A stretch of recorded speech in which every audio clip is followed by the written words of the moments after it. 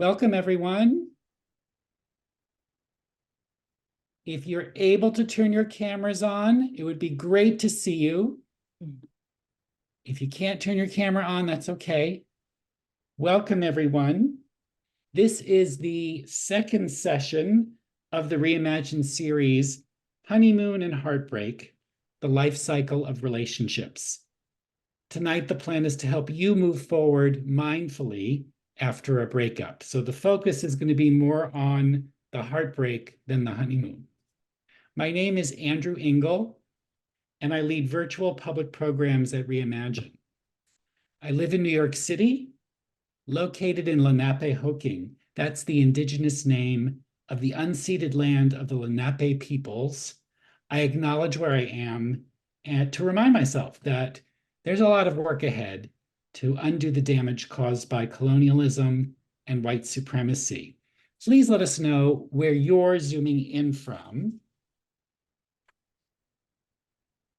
I want to tell you a bit about Reimagine first. Reimagine is a nonprofit organization catalyzing a uniquely powerful community. We gather people of all backgrounds, ages, races, and faiths, and people of no faith. We all come together to heal ourselves, our communities, and the world. We support each other in facing adversity, loss, and to transform life's biggest challenges into meaningful action and growth. Reimagine's resources, support groups, and events like this one today are free and accessible to the public. This is made possible by the support and generosity of participants like you. So for those of you who already made a tax-deductible donation when you registered for today's program, I want to thank you. Your gift will immediately support Reimagine's mission to help people of all walks of life transform the hard parts into purpose and action.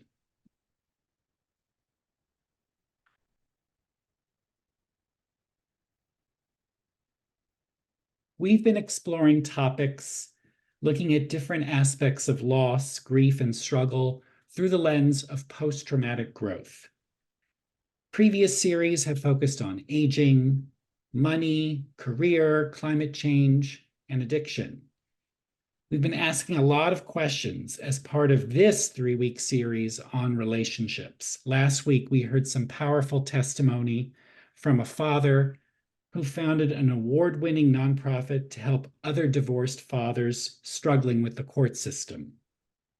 We had a woman who rescued her children from a fire caused by her alcoholic husband and now coaches others towards amicable divorce. And we had another woman who is raising her kid with her male ex and her current female partner.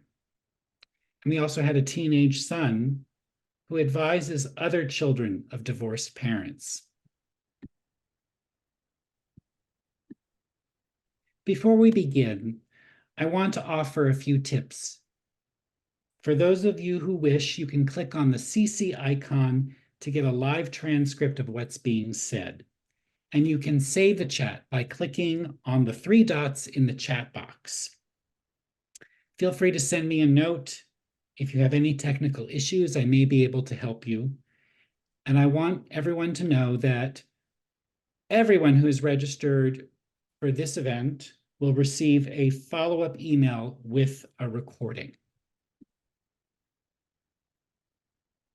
Tonight, as part of the Honeymoon and Heartbreak series, we wanted to offer you something more experiential, something that's more interactive and participatory. Researchers in post-traumatic growth have emphasized the importance of mindfulness when dealing with adversity and harm. Scholars like Richard Tedeschi and Cara Blevins have suggested that mindfulness can play a significant role in fostering a positive transformation among individuals who have experienced trauma. Mindfulness is about gaining awareness of your thoughts, your feelings, bodily sensations, and the surrounding environment. And it's about accepting the situation that you're in without any judgment. And I'm so pleased that we have Amy Brown guiding us tonight. Amy is a meditation teacher and a certified mindfulness and life coach specializing in relationships. She works globally with individuals to navigate their breakup or divorce in a respectful, conscious, and mindful way so they can heal and move forward to new healthy relationships with themselves and others. Amy, before we begin, I want to ask you how your coaching practice ended up specializing in relationships. That's a great question, Andy. First of all, hi, everyone. Thank you so much for joining us here. And I'm really grateful to be here. To answer your question, I first started out as a meditation and mindfulness teacher. And I found that I spent about 5 years observing and polling people in terms of how and why they got into meditation and mindfulness.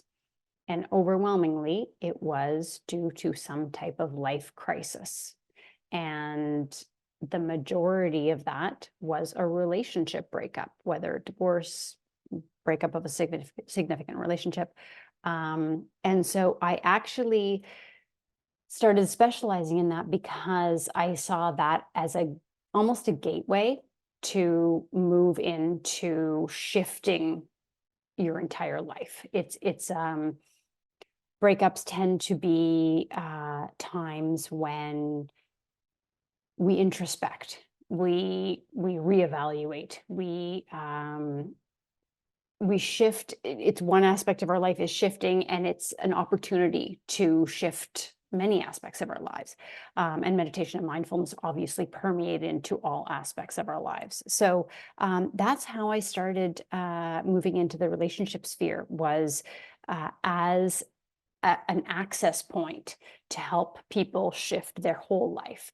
And then on the heels of that, I live in Canada. Many of you are, either somewhere in North America. We have an over 50% divorce rate. And in my opinion, our culture doesn't support people adequately through divorce, separation, breakup. And unfortunately, it tends to be very adversarial, very aggressive, and particularly if there are children involved, my feeling is that we're now we're risking the future of our next generations because parents are handling their issues, their separation, their divorce in ways that are not mindful or conscious or mature or considerate of each other or their kids. And I'm not saying that every divorce can be, just absolutely rosy. However, there are ways to make things more agreeable, more smooth, less aggressive, less adversarial. So yeah, that's how I got into the coaching sphere that I'm in, and I absolutely love it as much as I'm dealing with sadness and anger and confusion and overwhelm and people in a really often going through a really tough phase of their life. I have seen how much mindfulness and meditation and shifting their lives in a more conscious and mindful way can really make a huge difference in people's lives. So yeah, that was a long answer to your short question. Okay, so everyone, I do a lot of these kind of talks, and I just want to start off by saying this is a beautiful and safe space. I'm really grateful to Reimagine for creating this community and for creating this space where we can connect and share, and learn, and I am here to support you, and hopefully you will all be supportive of each other as well. These talks are a little bit like a buffet. You take what you want and you leave the stuff that you don't want for someone else to eat, and we don't judge what anyone eats. Feel free, as Andy said, to, jump in with questions, or, if I think you can just put your hand up on this thing and we can come and ask you. We're an intimate group, so I'm totally happy to have this as, as something that's interactive. I'm happy for you to share where you are in your relationship journey, any questions or comments that you have. And if you feel like just being a fly on the wall and just observing and listening, that's totally cool too. So this can be whatever, whatever you want. We're talking about mindfully moving forward after a breakup, but just so you know, my background is in psychology, communications, meditation and mindfulness, Pilates, and neuroscience. And I've been teaching and coaching in the mental and physical health and wellness space for 24 years. So if you have any questions under the umbrella of psychology, meditation, mindfulness, neuroscience, mental health and wellness, anything to do with that, that's probably fair game. As I say, the topic for tonight is how to mindfully move forward after a breakup. But, feel free to share and ask anything that you want, just so that we can all kind of bring ourselves into this room and release anything that we've maybe been dealing with or exposed to during the day. Let's just do a really brief meditation. We'll do probably 2 other meditations throughout the session. But just to kind of bring us into here, let's just do like a quick little 1-minute one. So feel free to, wherever you are, just get a little bit more comfortable. And if it's safe, you can close your eyes. Obviously, if you're driving, please don't close your eyes. But if closing your eyes causes any anxiety, you can just have a soft gaze. That's fine too. And just notice that your feet are connected to the floor. Just feel your hands maybe resting in your lap or by your side. And again, your eyes are closed or you just have a soft gaze. And simply focus on your breath coming in and out of your body. And see if you can maybe slow it down just a little bit with each inhalation and exhalation. Breathing in and out. In and out. And just bring your attention to your feet. And again, notice that they're planted on the floor. And bring your attention to the connection of your body sitting on your chair. And bring your attention to your hands. Feel them resting in your lap. And bring your attention to your neck and shoulders and just let them relax. And finally, bring your attention to your face. Let your forehead and your cheeks and your jaw soften.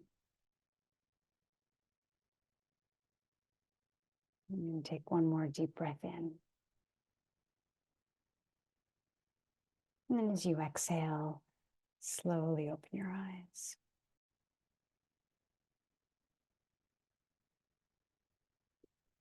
All right, thank you all. As I said, we'll do Well, we'll see how we go, but hopefully we'll do another 2 meditations before the end of the session. So today, the topic, as I mentioned, is moving forward mindfully after a breakup.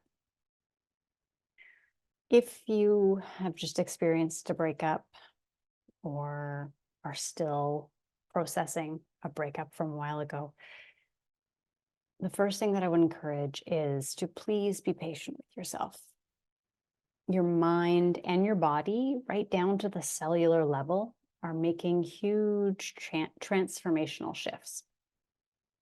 So if you're starting the breakup process, I usually suggest to clients that it will probably take about a year before you start to feel comfortable in your own skin again, before you start to kind of recognize your life.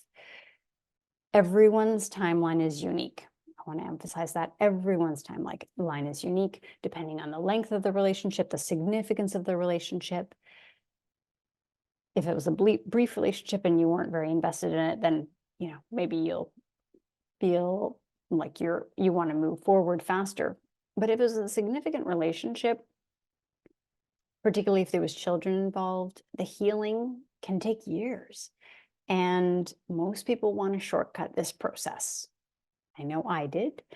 But I would encourage you to give yourself the time and the patience and the compassion. Because really, breakups are a beautiful opportunity to introspect, to get to know yourself again. Probably the person you are now is not the same person that you were when you started the relationship. And often, if you don't take time to process it, all the changes in your life, if you don't take the pause, you may find that the pause comes later. Meaning, if you rush into another relationship to try to fill the void, to try to distract yourself, chances are that relationship won't work. So my advice is to take this time to heal, to meditate, to be good to yourself. And again, from a mindfulness perspective, it really is a beautiful opportunity to reflect and an opportunity for self-discovery. Again, you weren't the same person when you started the relationship that you are now. So it's a really lovely opportunity to get to know yourself now. Again, I want to emphasize that everyone's timeline in terms of healing is unique. And with the best of intentions, family and friends will often encourage you to get over it, air quotes. Again, best of intentions, they just don't want to see you in pain.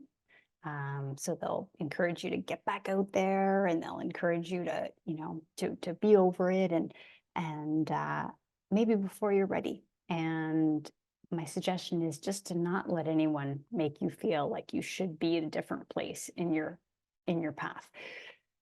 Healing is not linear. It's up and down and zigzaggy. And my suggestion is you take as much time as you need.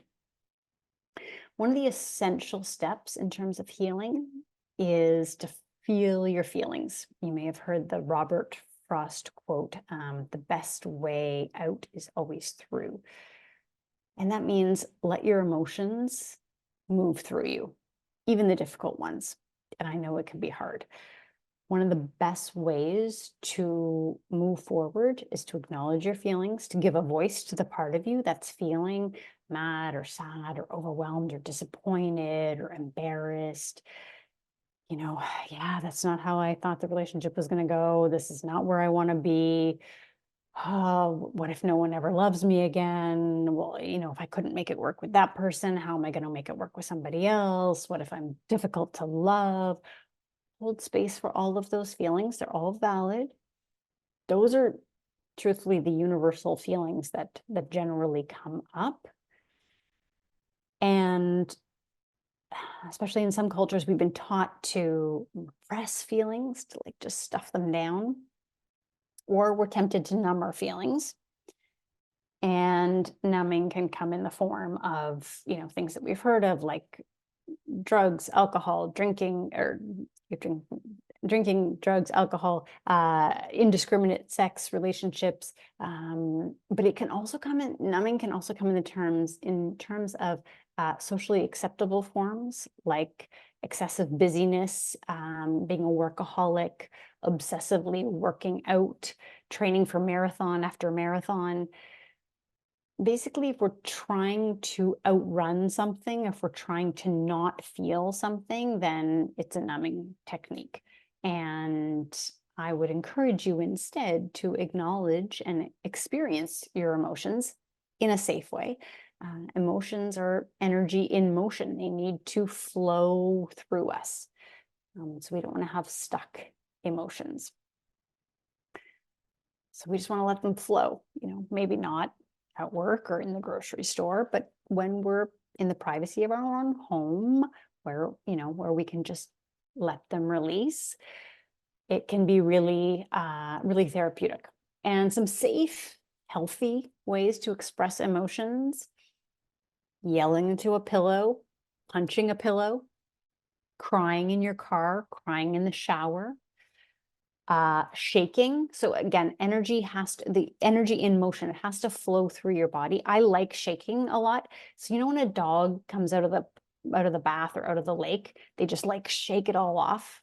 I literally do that in my living room just to get, and you will feel like the energy just coming off your body. And I do it all over. You guys don't need to see me, but it really feels quite like you really get it out. Aggressive cleaning is good too. I do that with my dishes. Like, I just really channel any frustration into my dishes and they come out spotless. Dancing to get energy moving. So create a playlist that's, like really just something that you can just jump around to, just get your body moving. There's also breath work that can be really help with releasing emotions. So for example, lion's breath. We can maybe just do a couple of these together, but it's when you breathe in through your nose. I'll demonstrate first, and then we can do it together. Breathe in through your nose, and then on your exhale, it's like an audible, loud. And so let's just try this all together, okay? So you guys can still be on mute. They'll just hear me, but take a breath in through your nose, and 2 more. The bigger, the louder, the better. Okay, 1 more time.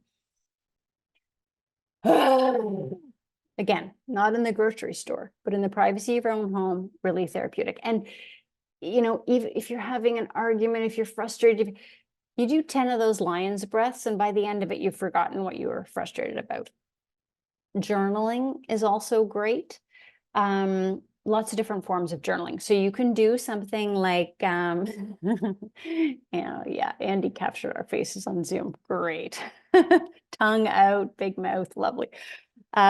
Just journaling, like just free writing, which is you put your pen on the paper and you don't take your pen off. You just let it come out. You just channel it. You just let whatever, even if it's scribbles, if it's a drawing, it doesn't matter. Just let yourself free write.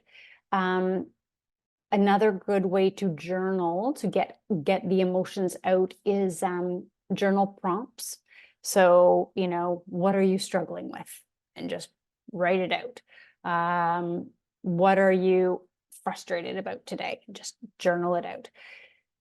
Another exercise that's really interesting in terms of journaling is writing your story. So let's say right now we're talking about relationships, relationship breakups. Write it down. Write down your perspective of what happened, what made you frustrated, how you're feeling now. One of my clients had been given the narrative by her ex-partner that she was difficult to love, in air quotes.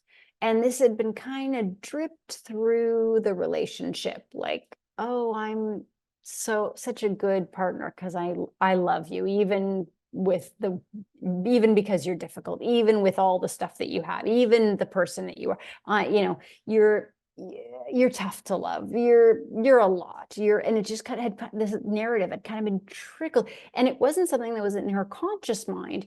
But when she sat down to write this story, to really just get it out on paper, all of a sudden this message that had been kind of slipped into her subconscious came out. And then on paper, she could look at, what is the capital T truth? Like, what's the absolute, are you really difficult? If I look at you know, is there a label in you that says you are difficult to love? Are you actually difficult to love? Or is this just something that's this person's perspective?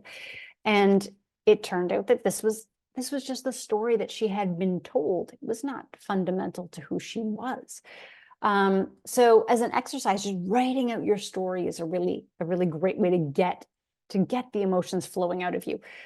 Also, writing letters to people involved, maybe, you know, an ex-partner or somebody who didn't support you, something like that. And these can be letters that you're never going to send. These can be letters that you may even, if safe, burn. You know, you may even throw in a fireplace or throw in a bonfire in your backyard in a really cathartic and kind of ceremonial way to just get it out there. That kind of stuff can be really powerful. Does anyone else have any, I'll check the chat, any other creative, healthy ways that they emote, that they can safely get stuff out? Oh, I'm missing a lot of. Great suggestion, Andy. Okay, a prompt. I could say Oh, something. yeah, great. It's Deidre, and Hi, Deidre. I take crayons or colored markers and bigger sheets of paper, and I write. Sometimes it's an affirmation, sometimes it's something that I just want to remember, something I feel like I need to be reminded of, and I put it up on the wall, and Love it. all over my house.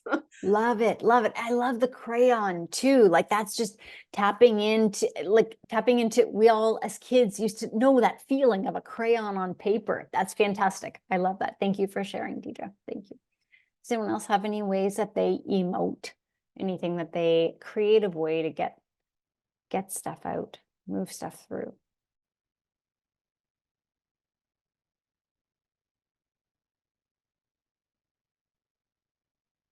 Oh, okay. Okay, Drew, cry porn. I struggle to cry when I feel like I really need to, but I just can't on my own. But sad or sentimental videos online will do the trick. Brilliant. Yes, love that. My personal trick is I watch This Is Us. You know that show? Have you guys seen that show on Netflix? Whew, it's a doozy. It's like some episodes are like multi Kleenex boxes. Yeah, cry porn. I've never heard it called cry porn before, but yes, brilliant. That's great. Even some, gosh, even some commercials are tear jerking. But yes, there's tons of stuff you can find online to help you cry. Also, I apologize for the crassness of that. It's always what I've called it. No, that's great. That's brilliant. I'm gonna write that down. That's great. I think that's perfect. Some songs too, you know, some songs that make you really nostalgic, or some songs that just what's that? Fast Car by Tracy Chapman. That one makes me cry. Yeah, anyways, there's some really beautiful songs out there that definitely make me cry. I actually even have a playlist, exactly the point that you're saying, Drew, when you can't make yourself cry, but you feel you need to, you feel you've got something kind of stuck in there and you just want to get it out. I have it's called Feels playlist. Put that on, and it yeah, just helps the waterworks flow. And every time you release through your eyeballs, or you know, by through your, just every time you get something out of you, it's a step further along your healing journey. Joe, working for hours in my garden, that's lovely. Wow. And then you're also working in your garden, which is amazing. I love that. Outside, fresh air, beautiful, brilliant. Guys, thank you for sharing. Okay, so on the heels of letting your feelings release, I also want to suggest to let the story release from your mind. So again, we're talking about moving forward after a relationship, breakup, and the more we replay the story in our mind, the more it becomes part of our identity. So instead of it being an event that happened in your life, it becomes part of who you are. And once something becomes part of our identity, we as humans find it difficult to let go. Now, I'm not negating the significance of the relationship. However, replaying the relationship over and over again in your mind is just wasted energy. Wishing it had been different is futile. And adding to that, any kind of replaying of the relationship is holding you stuck in the past.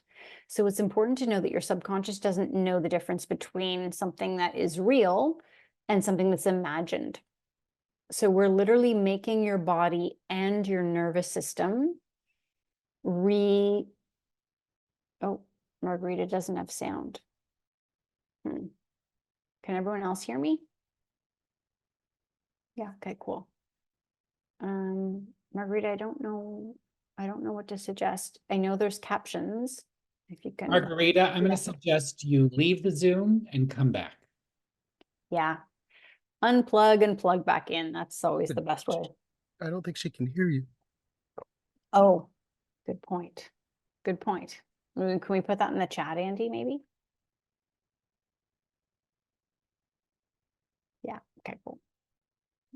Okay, so again, it's important to know that every time you replay the story of anything negative that is happening, so in this case, it may be a relationship breakup, your nervous system has to relive the pain over and over and over. And then the past relationship is controlling how you're feeling in this moment. So you're unwittingly keeping it alive now. Now, if the relationship involved trauma or abuse, I would recommend working with a trained therapist. But for the purpose of this talk, I want to offer that one of the simplest and quickest ways to move forward into healing is by being present. And meditation and mindfulness teach us to be present. It teaches us present moment awareness. Every time you notice that you're thinking about the past and that your mind is running away with the dialogue or ruminating or catastrophizing, consciously choose to bring yourself back to this now moment. Let's try a quick experiment. Please picture in your mind a turtle. Picture a turtle. Did you picture a turtle? Yes. So we can create thoughts. Yes. However, most of the time, our mind is just chattering on like an annoying roommate, and we're not consciously choosing our thoughts. But now that I've said this, anytime you're thinking about something, you notice that you're thinking about something that you don't want to think about, without judgment, we're going to consciously choose to think about something else. Popcorn. So think about popcorn. The next time you're fixating on replaying an argument or something from a past relationship, think about popcorn. Popcorn doesn't work for you. Think about whatever you want. Now, I know that some of you are probably saying, some of your minds are probably saying, okay, but Amy, if I replay this relationship, if I replay this argument enough times, I'm going to figure out how I could have prevented him from cheating on me, or how I could have seen the signs so that I'll know in the next relationship and they won't cheat on me, or whatever loop is playing in your mind. You know the loop, you know the thing, whatever puzzle your mind likes to play over and over again, looking for a solution, looking for a clue. And it's important to realize that the part of your mind that ruminates, that plays that loop over and over again, is not the same part of your mind that is creative and problem solving and rational thinking. So our different parts of our minds have different roles, different jobs. The ruminating part isn't the problem solving part. So you're never going to have an aha moment from ruminating or replaying a relationship. Any insights or clarity are probably going to come from moments of stillness and quiet, maybe a walk in nature, maybe gardening, as you were saying, from meditation, from sleep. Our subconscious processes events through our dreams.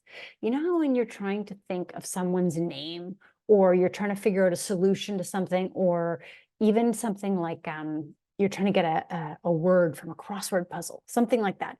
It comes to you in the middle of the night, or when you're doing the dishes, when you're thinking about something completely different, not when you're constantly thinking. Same principle as rumination. Rumination doesn't lead to revelations. Okay. So I want to shine a spotlight on part of our healing journey that can be particularly tough, and that is forgiveness. And it can be forgiveness of ourselves or forgiveness of others. It can be tough. However, it's a vital part of our healing and a vital part of our happiness.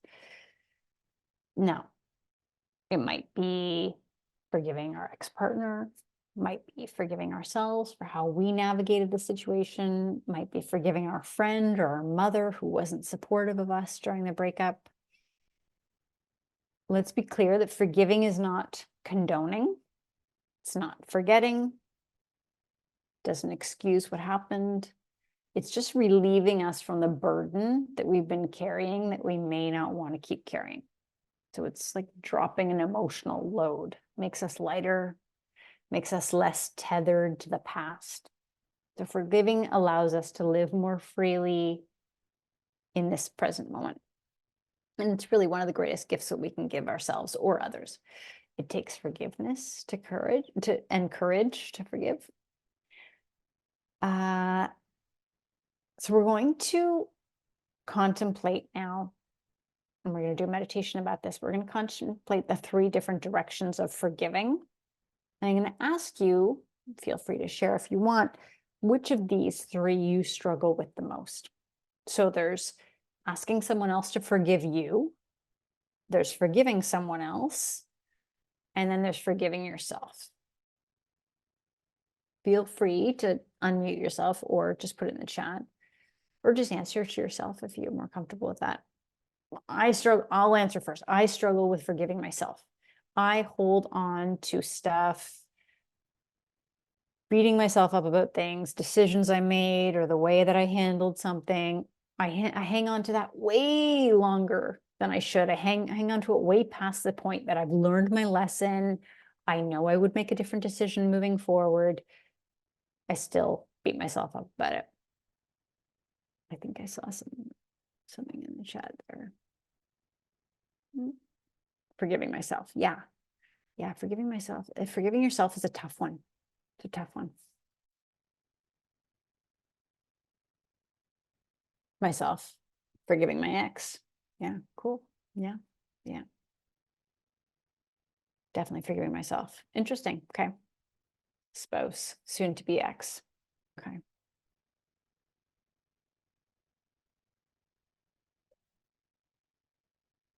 Okay. Yeah, they can all be really tricky. And just in general, forgiveness is a tricky one. Again, if you are going through a relationship breakup, I would suggest focusing on forgiveness, because it's something that can take a while to move through. And it is very liberating when you can do it, but it's a process for sure. If you do have a meditation practice, I would encourage you to meditate on forgiveness. And we're going to do that now.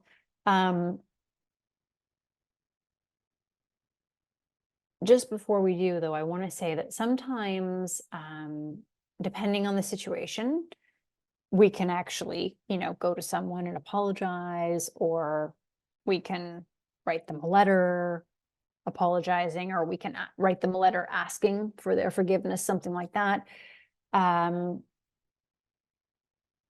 Sometimes it's not appropriate. Sometimes we can't make amends. Sometimes, it's going to bring up a big trauma for them, or it's going to re-traumatize us. Sometimes they've passed on, so it's impossible.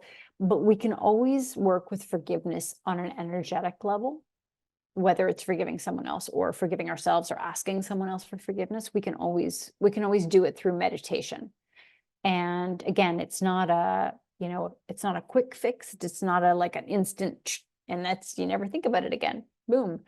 It takes some time, but it's something that I work with a lot because it's really, really vital to our happiness. So, so I'm going to invite you now to think about addressing, I think, forgiving my partner. Okay. I allowed harm and went back years later. Forgiveness feels scary, but battling codependency and lack of boundaries. Sorry. Yeah. Yeah. Thank you for sharing, guys. Yeah, it's hard, right? It's hard. Yeah. So forgiving them and then also forgiving yourself, because you're saying, I went back years later. So then that sounds to me like a bit of guilt on yourself as well. It's forgiveness is hard. It really is. And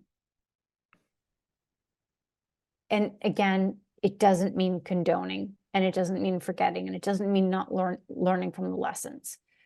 It just means not constantly beating yourself up about it, or it means allowing space and distance from them or the event. Allows you to make conscious decisions here and now versus living through the lens of the past. So for this meditation, I'm going to invite you to think of someone who you'd like to ask them to forgive you, maybe in general, or maybe for a specific event or a specific situation. And then someone who you'd like to forgive, again, maybe in general, or maybe for a specific event or situation. Because this is our first time together, let's go with like a small to medium size, like go with a 4 out of 10, not like a 9 or 10. Like, don't re-traumatize yourself here, please.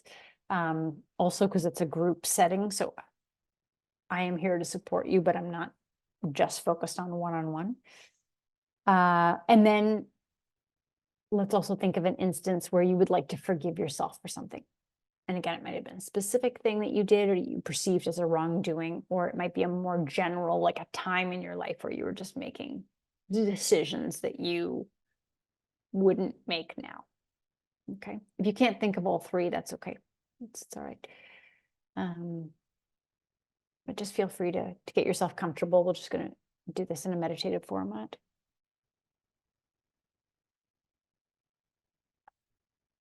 Just close your eyes if you want. Again, if you're driving, please don't close your eyes. But if it's safe, close your eyes or have a soft gaze and just get comfortable.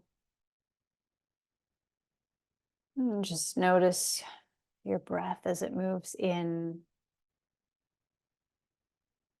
and out of your body. And breathing in and out.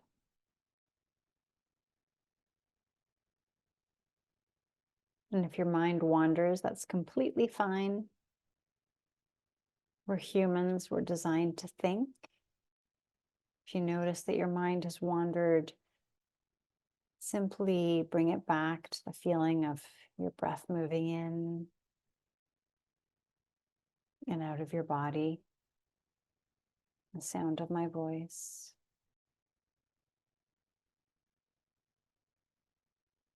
And settle your body into the support of the chair that you're sitting on, or the couch.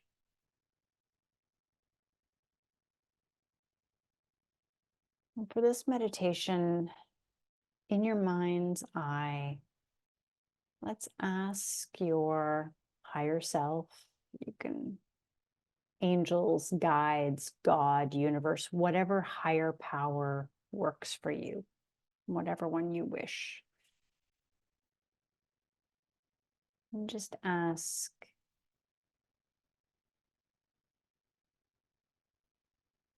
God, universe, source, higher power, please come be with me now. During this meditation, you may notice emotions coming up, and that is encouraged. It's a wonderful way to release stuck energy.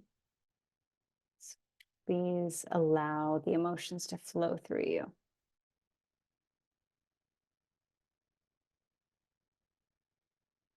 And please call to mind someone for whom you'd like to ask forgiveness. Maybe for a specific situation or an experience, or maybe forgiveness in general. Maybe you did something or said something that you're not proud of. Maybe you hurt someone, or you just didn't handle yourself or the situation the way you would.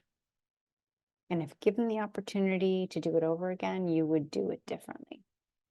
You've learned. You would make other choices now. This can be something recent or something long ago. So as you're calling to mind this person or situation, please do not add shame or guilt to this story. This isn't about beating ourselves up for things in our past. The purpose for calling this to mind is to make energetic amends. So in your mind, please picture the person involved and ask for their forgiveness.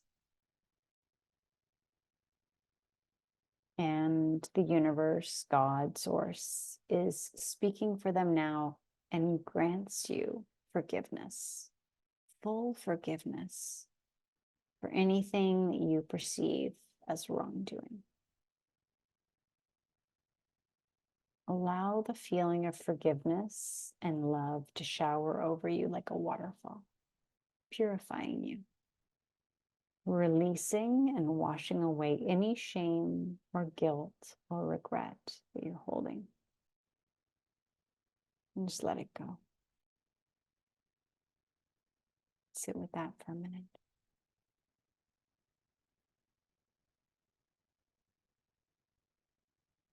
And now call to mind someone who did or said something to you that hurt you or that you feel wasn't right, that upset you. And you can picture one particular situation, or maybe an argument, or you can picture someone who hurt you on multiple occasions. Maybe there was a pattern of hurt or upset. Again, don't go with something that's too intense. If picturing this causes anxiety in your body, don't give this story too much color or detail. And throughout this, know that you are safe here now. You're supported by this community. And in this safe space, you have the intention of energetically forgiving them. Not to condone what happened, but to free yourself and to sever the ties to this negative energy. Whatever the experience was, you've been carrying it around and bringing it into your present moment. And you don't want to carry it anymore. You're willing to let it go. Not for them, but for you. Feel the universe fill you with love and strength. Feel your body filling with more love with every inhale. Every breath fills you with more love and courage. And as you feel yourself getting stronger with the universe's help and support, you can forgive. Picture the person or people involved like small figurines in front of you. And as you feel love filling you up, if you can, send them love and forgiveness. If appropriate, say in your mind, I forgive you and I release you with compassion. And feel lighter as you're energetically releasing the tether to that person or that event. And just sit with that for a moment. Feel that lighter energy.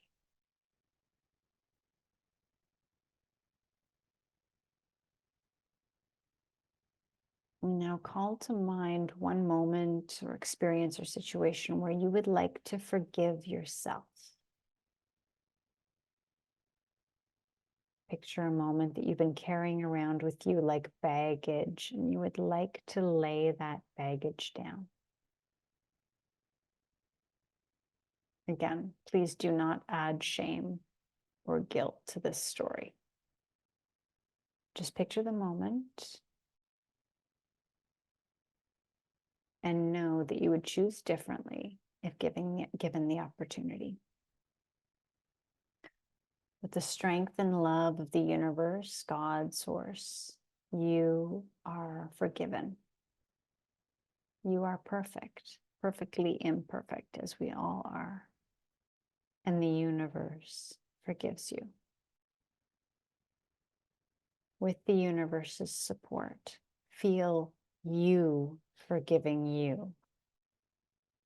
Feel love, deep, cleansing love, like a column of white light coming from the universe, flowing down in through the crown of your head and all around you, like a warm, nourishing shower.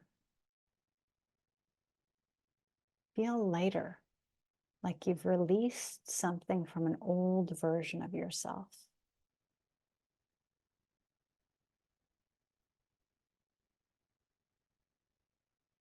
Feel each of the trillions of tiny cells in your body.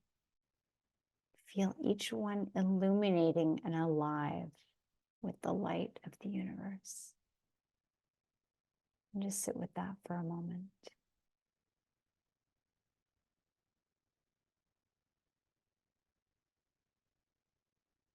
Repeat in your mind, for those who judge me and those I judge, consciously or unconsciously, I forgive you. Please forgive me. I give you compassion. Please give me compassion. I send love to you. Please send love to me. And continue to breathe. Just notice any sounds around you. Notice the contact between you and your chair or whatever you're sitting or laying on. Keep your eyes closed, but sense the walls around you or the ground beneath you. Know that you are supported and safe here. And take 3 more deep breaths.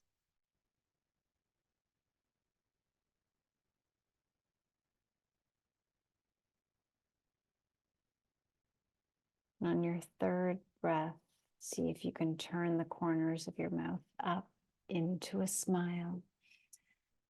And on your next exhale, slowly open your eyes.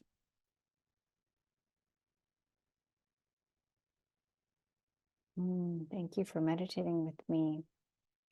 Please feel free to just gently move yourself around, gently stretch, gently bring yourself back into this moment.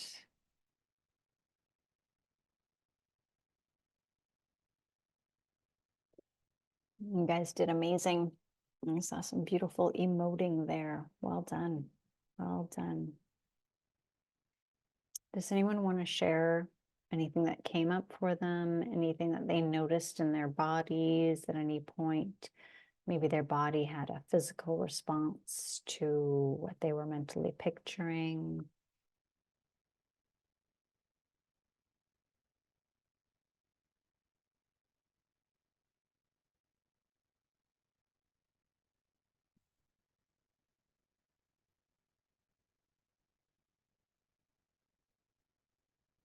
All right, yeah, grab some water, guys.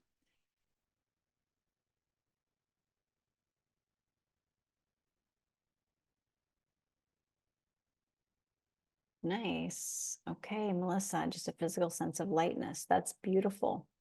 That's awesome. I'm glad you felt that. That's really, yeah, it's really good. It's interesting how when people go through a breakup, they split stuff on a material realm. They split, split the house, split the assets, split maybe the money and custody and that kind of stuff. And the energetics of it isn't given a lot of credence, but working with the energy of sort of untethering people, untethering relationships can be really powerful. One of the things I do with some of my clients and some of my group sessions is it's called energetic cord cutting. And we tend to create cords, create connections, right? We create energy between two people, almost like energetic umbilical cords. And you have those energetic umbilical cords to lots of different people, important people, special people in your life. And we don't sever the positive stuff, but sometimes when those relationships have expired, the energetic cord remains, and it can be really freeing and really lightening, really powerful to untether at least the negative sort of the stuff you don't need anymore, stuff that's just holding you stuck in the past. Can be really powerful work. Okay. I'm just going to take another sip of water. Sorry, guys, I talk all day. Amy, could I ask you a question? Please, yes, go ahead. And I'm hoping this question can kick off other questions from our group here. I know every couple is unique. I know you've worked for decades now with all different types of couples, but what would you say are the 3 essential ingredients for couples to compassionately and mindfully uncouple? That's a great question.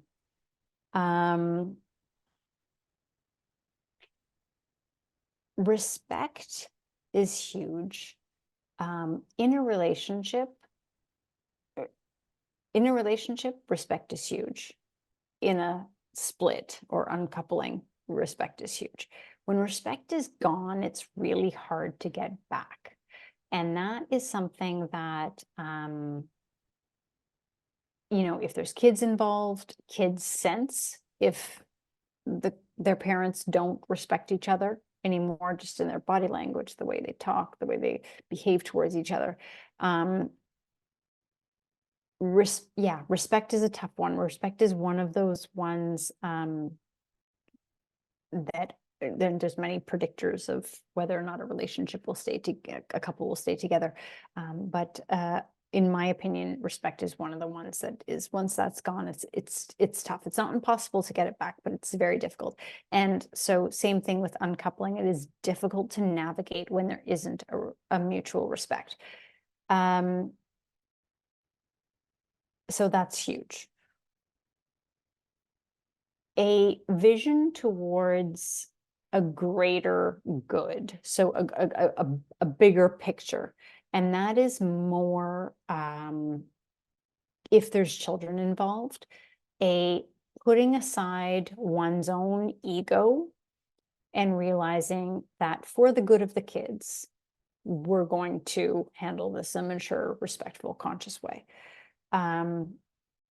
Often parents use their children or, stepchildren or whatever the scenario is, as sort of pawns, or the kids end up not being the primary focus, even though the lip service is usually, we're doing this for the best of the kids. But truthfully, if two parents can actually put their ego aside and realize bigger picture, greater good, what is best for the kids. That is a really, that's going to lead you down a healthier uncoupling. And I think honesty too, I know that sounds very cliche, but particularly in the initial process of the uncoupling, there tends to be a lot of untruths, a lot of, lies in terms of why the relationship broke up, in terms of, if one of the partners is maybe already in another relationship, or specifically when they're dividing assets, oh, so-and-so has more money than the other, than they're divulging. It can be very, it's very hard to work with dishonesty, with lies. So if both partners can come to the table with honesty, I'm not saying radical honesty, like you don't have to say, it might not be the moment for exposing every issue, but basic honesty and basic honesty, respect, and a vision towards having it go smoothly for the greater good. And even if there's not kids involved, just putting one's own ego to the side and realizing that having respect for the other person and the process, it is going to help it help things go smoother. How did that land? I like it. Thank you. Okay. It's not an easy process, it's a tough process. I mean, I have a job because it's a tough process, and it's something that a lot of people go through. A lot of people who haven't been through it don't understand it, don't understand why it's so tough, don't understand why there's an element of it that is grief, that why people can't just get over it, why couples who are uncoupling they're grieving there's the two people, and then there's the relationship was a third entity unto itself, and so they are grieving the not just the loss of expectations or the loss of the life that they had pictured or the loss of promises that were made, but they're grieving the loss of this entity that was a part of who they were. And so grief is a huge element of uncoupling, and every situation is unique, but it is it's hard, particularly if you haven't been through it. It's hard to actually understand what people are going through. Yeah. Does anyone else have any questions from Andy's great question? Yeah, Drew. Hey, thanks, Amy, for all of this. Been losing my voice, so pardon me if you can't hear me. I want to ask a general question that can apply to anyone. It's been more than enough time that I should have been in a healthier place with how things ended. And sometimes I believe that I've gotten there, and even long periods of time where it doesn't cause rumination or problems in my life. But two things, the process then happens where just out of nowhere, as grief does, sometimes other types of grief, it'll just show up and it'll cause problems in my life, where it's the emotions are too much for whatever amount of time. And then the other part that I think you might be more interested in responding to is when I've tried to date others, even when I'm in what I would consider a good place, I tend to do one of two things. I either hold them to a standard of the good that was in that relationship, because when it was high, it was high, and then, or I distrust and I cannot I can't open up, I can't trust because of the lows of that relationship.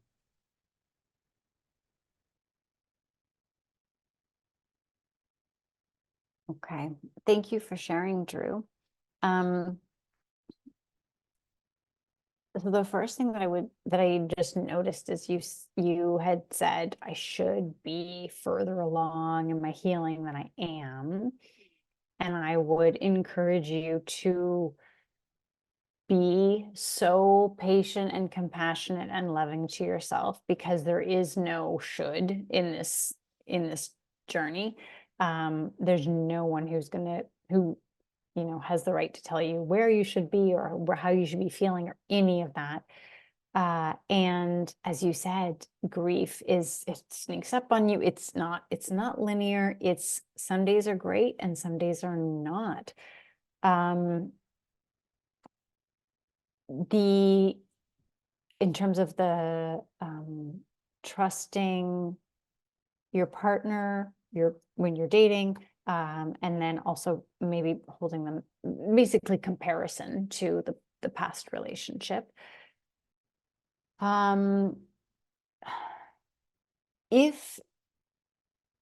If you are finding that you are being held back and that you're comparing to the past, I would focus on that from an energetics perspective. I don't know, do you have a meditation practice? Do you do meditation at all? Do you use that? I No have shame in saying no. I have tried, Okay. but like you said, it's a practice, and I have a Mhm. hard time sticking with it. Okay. So you might I use Insight Timer, which is a free meditation app. It's not a plug for it, but it's a beautiful free app and it's amazing. It has tons of different thousands of meditations and lovely like Australian accents and British accents and all kinds of different types of meditation, sound baths, and depending on what type you like, short meditations, long meditations, sleeping meditations, whatever you want. So I use Insight Timer and I think it's brilliant. They have talks, they have so if meditation isn't your thing, or if oh, I can't sit still, they have walking meditations, moving meditations. So my suggestion would be to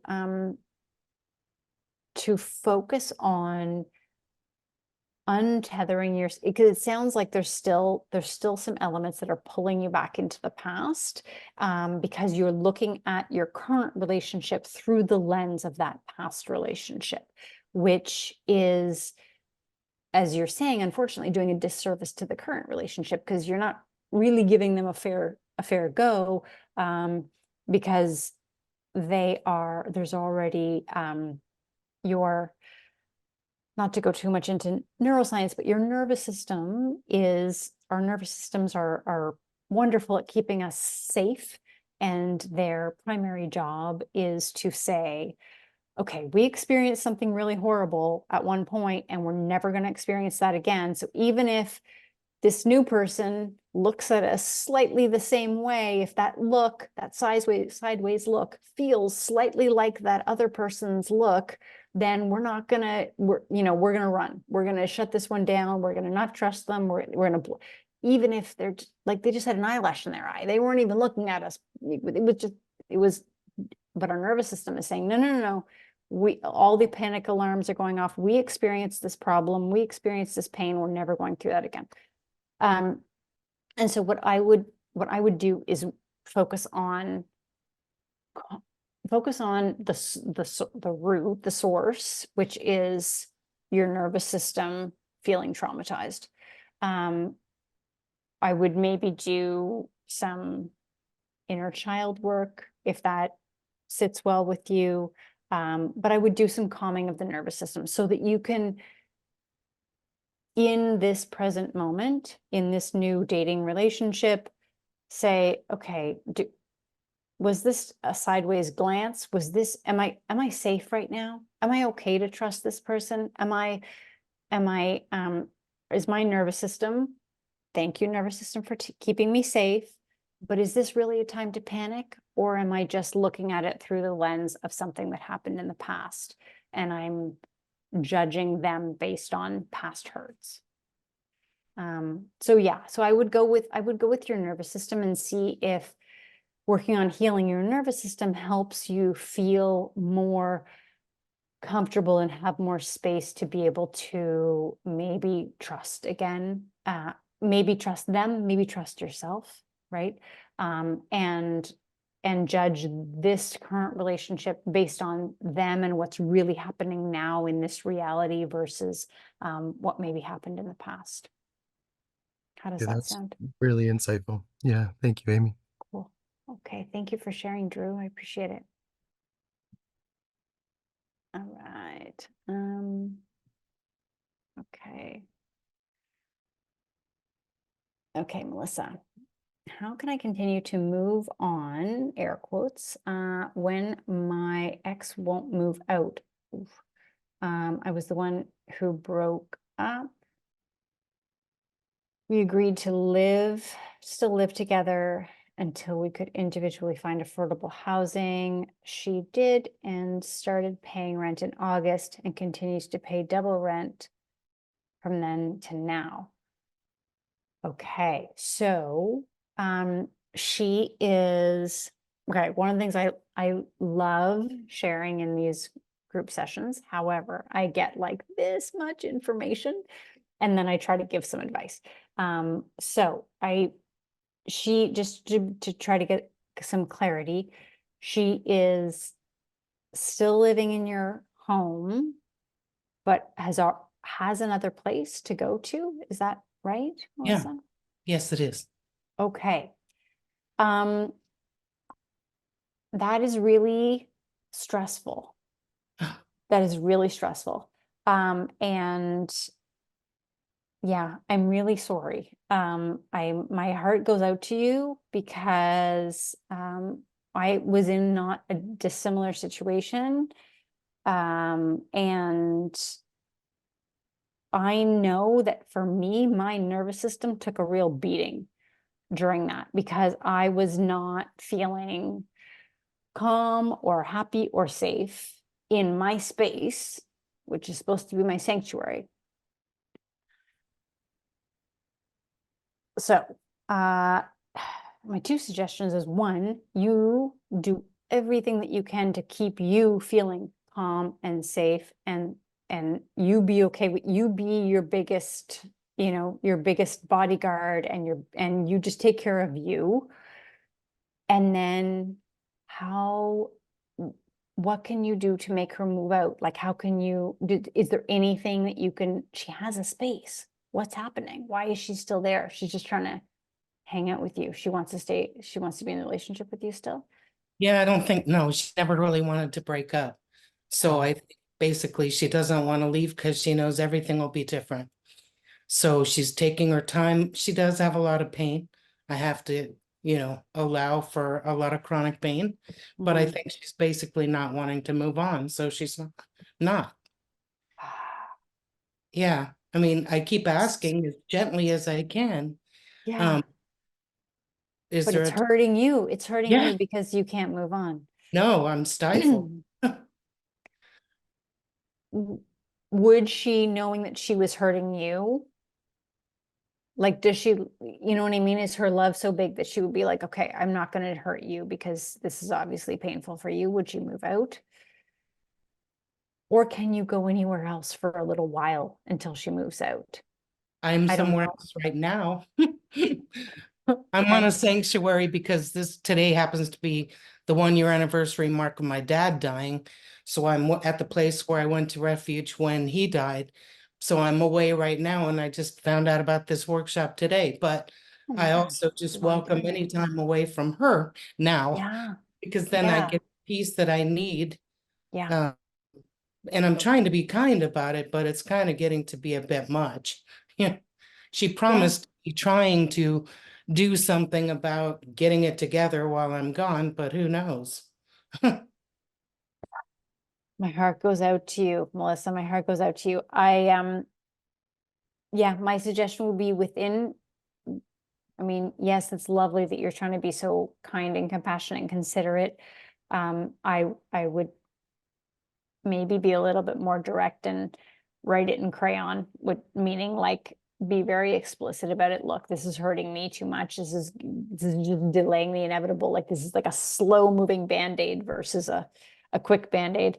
And then I would get away as much as you possibly can, even if it's just going into your room and closing the door and meditating by yourself, going for a walk, getting out, just be away as much as possible so that you can, even if you can get your nervous system calm a bit during the day, it can handle the confrontation. But yeah,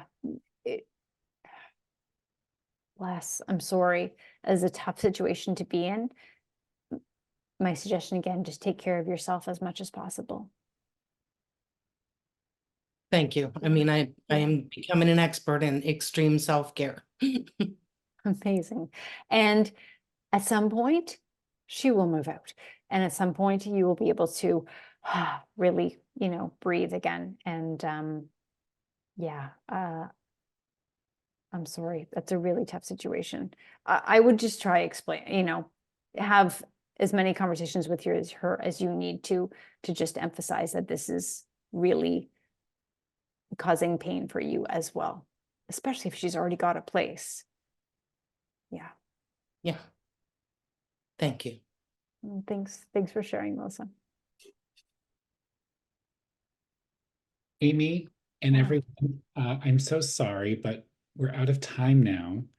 I just want to say how blown away I was with all the empathy in this space, with all the catharsis that I was witnessing with this session. It was very moving. So thank you so much, Amy. And thank you all for opening up and sharing. Next Wednesday, we'll have the final session of the series Honeymoon and Heartbreak with Amy Chan and Danae Logan.